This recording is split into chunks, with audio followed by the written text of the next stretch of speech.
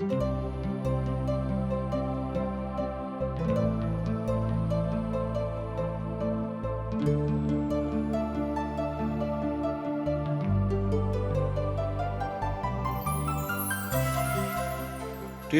के द्वारा प्रस्तुत असक इजोत में अहाँ के स्वागत कर रहल छी।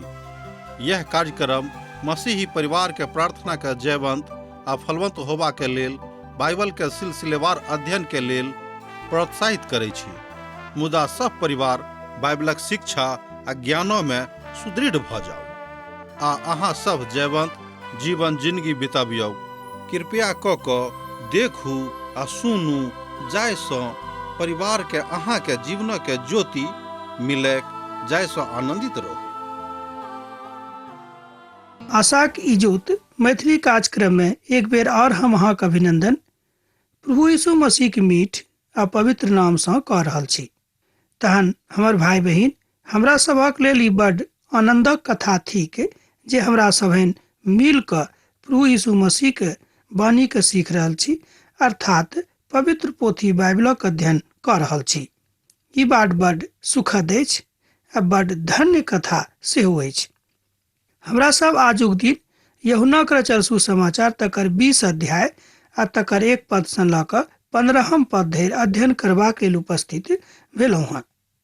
एहिमे जतेक महान बात अछि, हमरा लोकनि कोशिश करब कि ओहि सबटा बातक अध्ययन कऽ ली।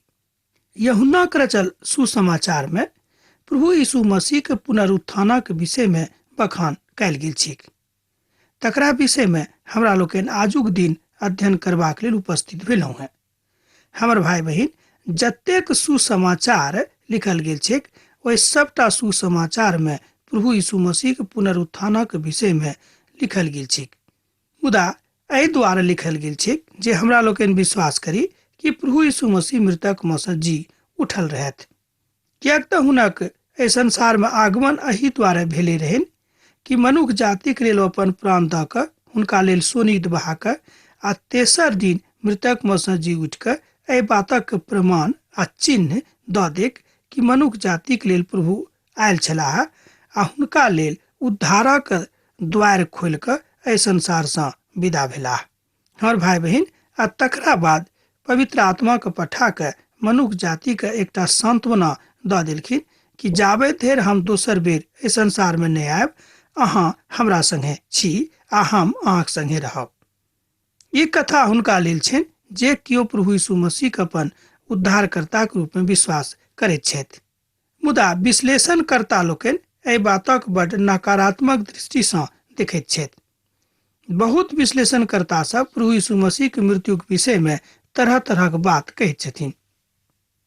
तहन ओहि में से एकटा बात जे हमरा दृष्टि में नीक अछि, तकरा हम अहाँक लग राखि रहल छी। ओ थिक, बहुत कियो पुनरुत्थानक दिन ईस्टरक मौका पर मनाबैत छथि। यह छल प्रभुक महानताक गाथा। मुदा एहि बात सँ बहुत विद्वान सब सेहो एना कहियो अपन मत व्यक्त नहि करैत छथि आ बहुत कियो एहि पर मत व्यक्त करैत छथिन। मुदा जे हुए, ई बात बड़ सत्यक थिक कि प्रभु यीशु मसीह मृतक में सँ जी उठल छलाह। एहि में सत्य आ एना कहियो कि एहि में कोनो तरहक बहसक जरूरत नहि अछि। बहुत विद्वान सब एठाम कहैत छथि कि प्रभु यीशु मसीह मृतक में सँ जी उठल छलाह, तकरा ऊपर कोनो तरहक बहस करनाइ नीक बात वा उचित बात नहि अछि। नवा नियमक पोथी में पेंतीकोस्तक दिन जे रवि दिन मनावल जाइत अछि, अर्थात नवा नियमक काल में रवि दिन बड़ पवित्र मानल जाइत अछि। कारणे एहि रोज वा एहि दिन प्रभु यीशु मसीह के पुनरुत्थान भेल रहनि। तहन एहि अध्याय के पहिल पदक हमरा लोकनि देखब। सप्ताहक पहिल दिन अन्हार रहते भिनसरे में मरियम मागदलनी कब्र पर अयली आर ओ पाथर के कब्र पर सँ हटल दिखली। एहि बातक अहाँ एहि पोथी के पहिल पद में देख रहल छी, अर्थात एहि अध्याय के पहिल पद में देख रहल छी। सप्ताहक पहिल रोज जे रवि दिन अछि, मरियम मागदलनी कब्र पर अयली। जहन शब्दक दिन परिवर्तित भऽ जाइत अछि, ई प्रश्न बेर बेर उठि सकैत जे रवि दिनक आराधनाक दिन मानल जायक बा शब्दक दिन मानल जायक। मुदा जहन प्रभु यीशु मसीह मृतक में से जी उठलाह, ई कथा परिवर्तित भ गेलिक। ओ शब्दक दिन अब ओतेक महत्वक दिन नहीं रह गेलेक, बा एना कहियो ओहि शब्दक दिनक महत्व कनिक घटि गेलेक आ आराधनाक दिन ई बनि गेलेक, जे सप्ताह के पहिल रोज छल आ ओ छल रवि दिन। एहि बातक लेल हमरा लोकनि गुणानुवाद करबाक हेतु कलीसिया में एकत्रित होइत छी आ प्रभु यीशु मसीहक महिमा करैत छी। मरियम मागदलिनी वह स्त्री छलीह जिनका में से प्रभु यीशु मसीह 7टा अशुद्ध आत्मा का निकालने रहत। बहुत बाइबलक छात्र आ विद्वान मरियम मागदलिनी के अपवित्र स्त्री के संज्ञा दैत छथिन, कारणे प्रभु के ऊपर विश्वास करला से पूर्व वो बड़ नीक स्त्री नहीं छलीह। विद्वान सब कहैत छथिन कि ओ बड़ खराब काज करैत छलीह। 3 स्त्री के विषय में बतायल गेल अछि जे ओ कब्र पर खुलल देखलीह। ओ सब रहली मरियम मागदलिनी, मरियम जे याकूबक माय छली, आ तेसर स्त्री छली सलोमी। आर स्त्री सब सेहो बाद में कब्र पर अयली, मुदा हुनका सभक नाम एहिठाम उल्लेखित नहीं छनि। तै हमरा लोकनि नहीं बाजि सकलहुँ हैं कि वो सब स्त्री सब के छली। हमर भाई बहन, मुदा ई सत्यक बात थी कि हुनक बहुत शिष्य आ बहुत स्त्री सब कब्र पर अयली बा अयलाह, जाहिसँ ओ सब एहि बातक के प्रमाण देखैत कि प्रभु यीशु मसीह मृतक में से जी उठल छथि।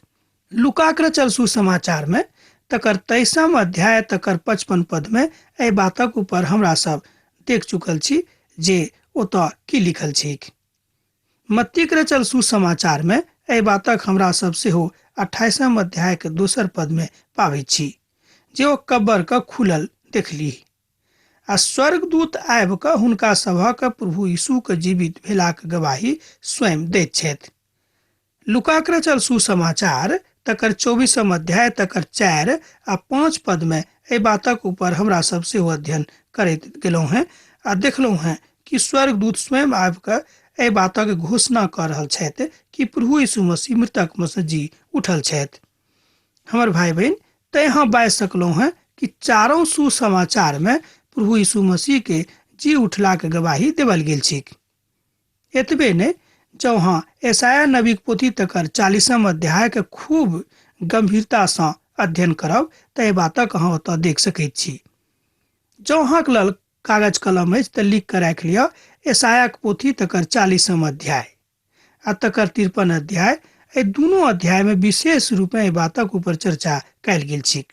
मरियम मागदलिनी जहन प्रभु यीशु मसीह के मृत देही के ओहिठाम नहीं देखली, तो एहि बातक समाद दौड़ कऽ यूहन्ना और पतरस के देली जे प्रभु मृतक में से जी उठल छथि।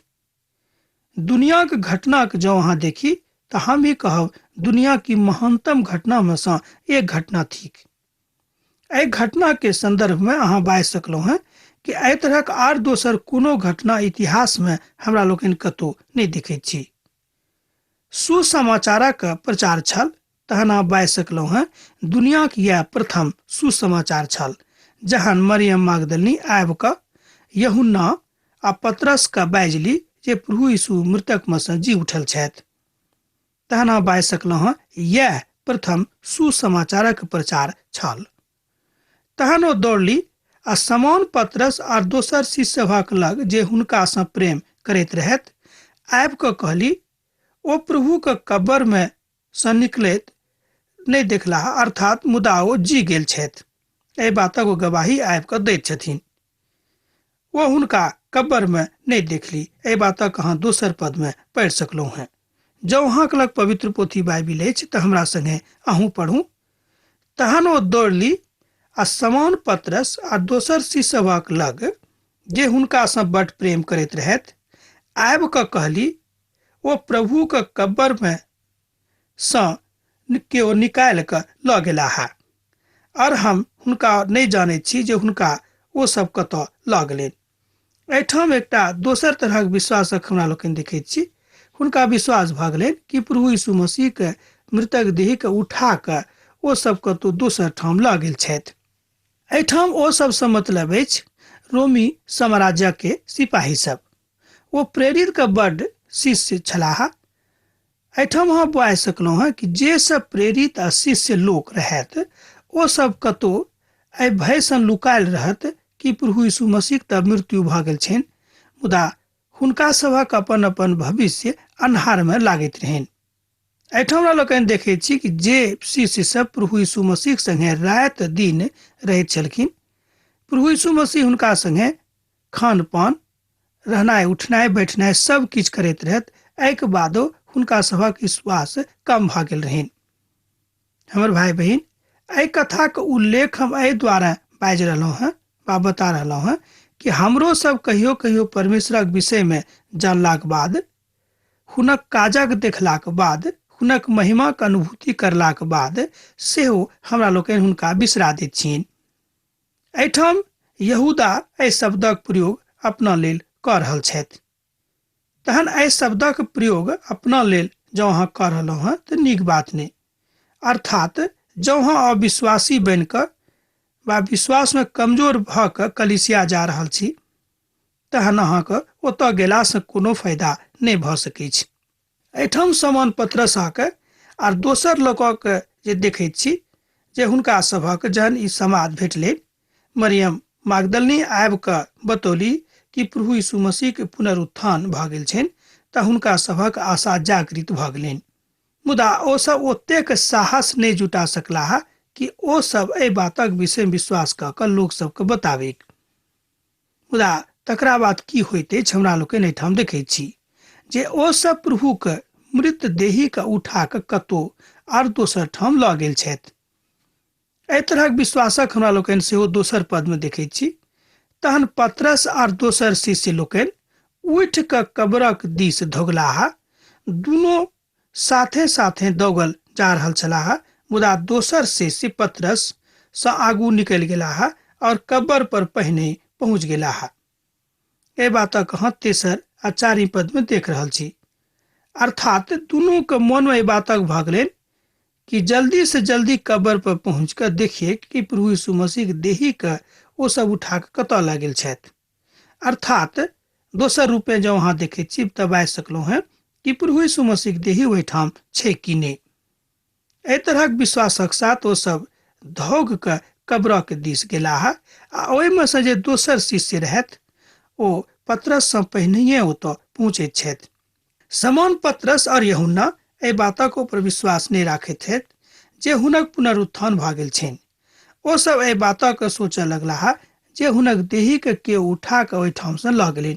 हमर भाई बहिन, प्रभु यीशु मसीह अपन जीवित रहलाक कालमे अर्थात जखन ओ देहीमे एहि संसारमे विराजमान रहथि, हुनका मध्यमे छलाह, ओ बहुत बेर एहि बातक कहलखिन जे हमर मृत्यु भऽ जायत आ मृतकमे सँ हम तेसर दिन जी उठब। मुदा एतेक बात करलाक बाद आ प्रभु यीशु मसीह के एतेक महान काजक अपन आँखि सँ देखलाक बादो हुनका सभक एहि बातक ऊपर विश्वास नहि भेलनि कि प्रभु यीशु मसीह पुनरुत्थान भऽ सकैत छै। एहिठाम ई संदर्भ एहि बातक दिस इशारा करैत अछि कि हमरो में से बहुत केओ एहन छथि कि कलीसिया में रहलाक बादो प्रभु यीशु मसीह के काजक ऊपर विश्वास नहि राखैत छथि। मुदा किएक तो माय बाप सँ मसीही छथि आ एही कारणे ओ कलीसिया में आबि कऽ प्रभु यीशु मसीह के आराधना करैत छथिन। मुदा हम अहाँ सँ बाजि रहल छी, ई आराधना बड्ड अधूरा अछि। एहि आराधनाके अहाँ पूर्ण अधूरा आराधनाक संज्ञा नहि दऽ सकैत छी। ओहि बड़का पाथरक कब्र पर सँ हटायल दिखली आ डरक कारणे ओहिठाम सँ पड़ैली। एहि तरहक विचारधारा यूहन्ना और समान पतरसक रहनि। एहिठाम एकटा बात और सिद्ध होइत अछि जे यूहन्ना हुनक शिष्य में सँ सबसँ बेसी युवा रहथि। पद 5 में एहि तरह बतायल गेल छै, किएक तऽ पतरस पाछाँ पड़ि गेल छलाह, ओ आगाँ बढ़ि गेल छलखिन। ओ कब्र में झाँकि कऽ देखलाह, हुनका कफनक कपड़ा देखाइ पड़लनि, मुदा एहिके बादो ओ भीतर नहि गेलाह, किएक तऽ हुनका मन में डर भऽ गेल रहनि कि भऽ सकै छै कि केओ अंदर में हेतै बा केओ प्रभु यीशु मसीह के मृतक देही के उठा कऽ ओहिठाम सँ कतहु दोसर ठाम लऽ गेल छथि। एहिठाम जे डर हुनका सभक मन में रहनि, विद्वान सब कहैत छथि ओ डर रहनि ओहि कालक साम्राज्य सँ। मुदा जहन यूहन्ना के बातक ऊपर विश्वास भ गेलनि जे ओ मृतक में से जी उठल छथि, तहन ओ ओहि काल में एकाकी में छलाह। ओ जाय साक्षी के देलखिन, तन हुनका विश्वास भ गेलनि जे ओ मृतक में से जी उठल छथि। यूहन्ना देखलाह जे कफनक कपड़ा ओहिठाम राखल छैक, मुदा हुनक देही ओहिठाम नहि छनि। जहन यूहन्ना हुनक कफनक कपड़ा के ओहिठाम देखलखिन आ हुनक देही के ओहिठाम नहि देखलखिन, तहन हुनका विश्वास आबि गेलनि कि प्रभु यीशु मसीह मृतक में से जी उठल छथि। हमर भाई बहिन, बहुत केओ एहि संसार में छथि जे देखलाक बादे कोनो बातक ऊपर विश्वास करैत छथि, मुदा बहुत केओ एहन छथि जे प्रभु यीशु मसीह के ऊपर विश्वास राखैत छथि सुनलाक बाद। पवित्र पोथी बाइबिल में एहि बातक बतायल गेल छैक। स्वयं प्रभु यीशु मसीह एहि बातक अपन मुखारबिंद सँ बाजैत छथि कि जे केओ सुनि कऽ विश्वास करैत छथि ओ बड्ड महान छथि। तहन समौन पतरस हुनका पाछा पाछा पहुँचलाह। ओ कब्रक भीतर गेलाह आ ओ कफनक कपड़ा ओहिठाम पड़ल देखलाह। एहि बातक हमरा लोकनि 6 पद में देखैत छी। तहन समौन पतरस हाँफैत हाँफैत ओहिठाम पहुँचलाह आर प्रभुक ओहिठाम देखैत छथि जे हुनक मृतक देही नहि छनि। ई बातक एहिठाम सिद्धि होइत अछि जे ओ ओहिठाम उमिर में कनि पैघ छलाह, बा एना कहियो कि हुनक उमिर भ गेल रहनि, तैं हुनका धोगैत काल में हाँफैत छलाह, मुदा ओ बहुत पाछाँ ओहिठाम पहुँचलथि। बहुत टीकाकार सब, बहुत विद्वान सब एहि बातक अभिव्यक्ति एहि तरह करैत अछि कि हुनको मन में बड़ जिज्ञासा रहनि कि प्रभु यीशु मसीह के विषय में हमरो सब जानिए कि ओ मृतक में से जीवित भ गेल छथि।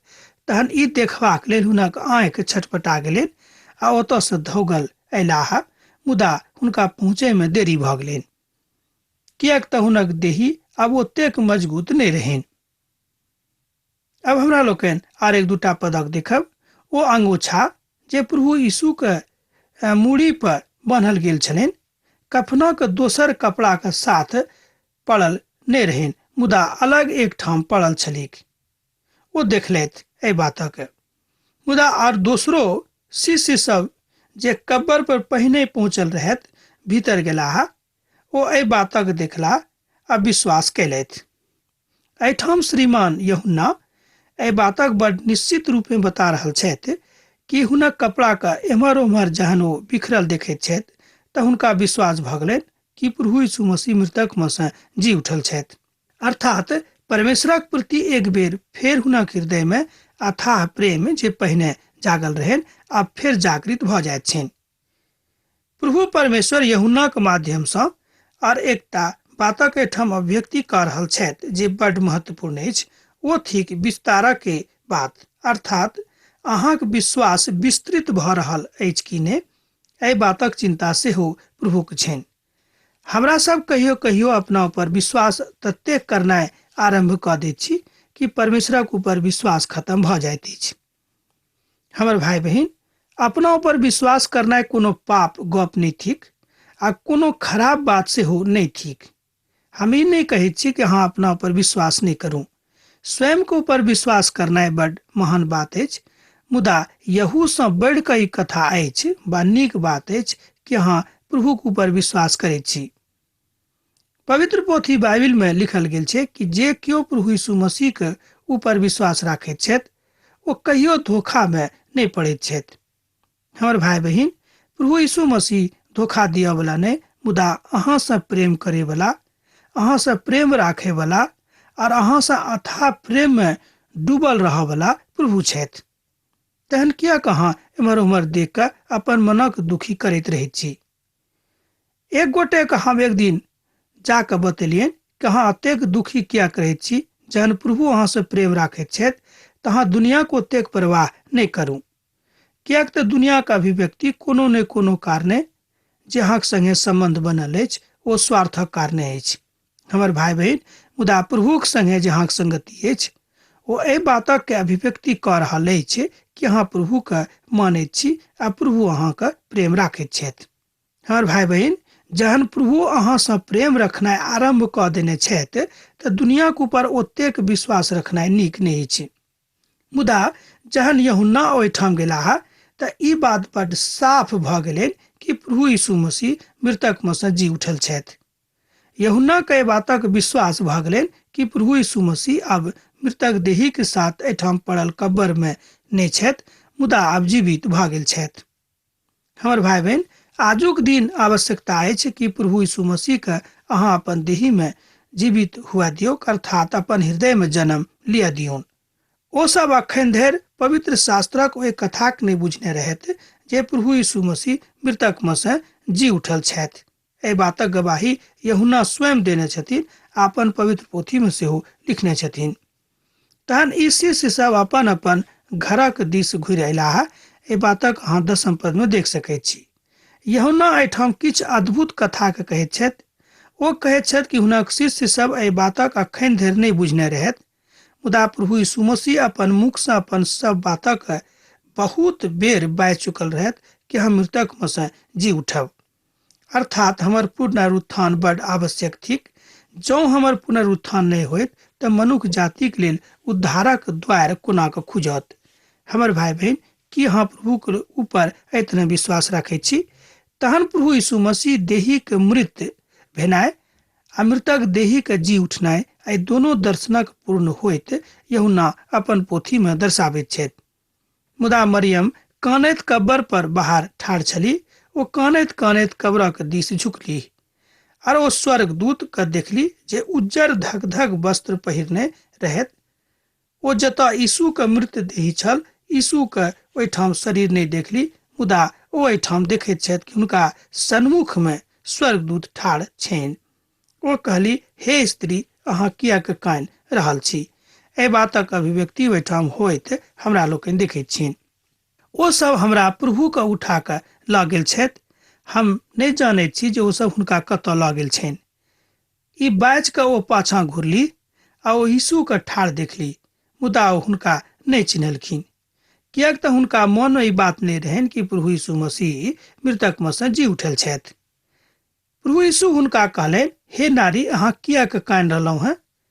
अहाँ किनका खोजि रहलहुँ हैं? ओ यीशु के कहली, एना कहियो। ओ अनेरे बाजि देलखिन, मुदा एहि बातक ओ नहीं बुझली आ कहली, हे भाई, अहाँ हुनका उठा कतऽ लऽ गेलहुँ हैं? एहिठाम हमरा लोकनि देखैत छी कि हुनक मन ततेक व्यग्र आ दुखित भऽ गेल रहनि कि हुनका जे विश्वासक हुनक आँखि रहनि से बंद भऽ गेल रहनि। तहन अहाँ बता सकलहुँ हैं कि प्रभु यीशु मसीह के एहि संदर्भ के ओहिठाम जे देखावल गेल छै ओ थिक विश्वासक साथ संदर्भित भेनाइ। हमर भाई बहन, जँ अहाँके विश्वास एहि तरह के अछि तऽ अहाँ प्रभु यीशु मसीह के ऊपर विश्वास कऽ कऽ अपन जिंदगी के आगाँ बढ़ा सकलहुँ हैं। अब अहाँ अपन हृदय के ऊपर हाथ राखि कऽ देखियौ कि अहाँ विश्वासक जिंदगी में कतऽ ठाढ़ छी। ई बात अहीं के ऊपर अछि। एहि बातक जवाब तलब अहाँ परमेश्वर से करू, हमरा से नहीं। विश्वास जँ राखैत छी तऽ अहाँ पायब, आ जँ अहाँ विश्वास नहीं राखैत छी तऽ अहाँ नहीं पायब। ई विद्वानक बड़ स्पष्ट वाणी एहिठाम बताओल गेल छैक।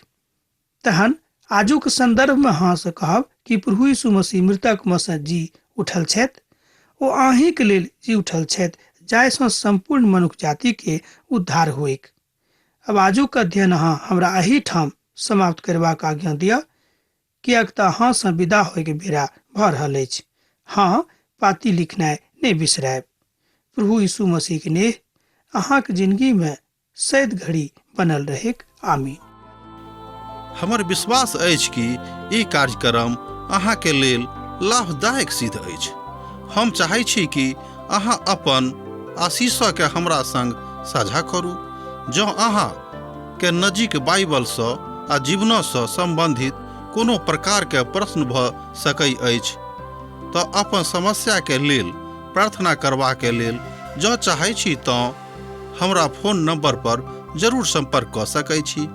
परमेश्वर अहाँ सब के लेल एकटा सुंदर, सुखद, आनंदित दिन प्रदान करैक।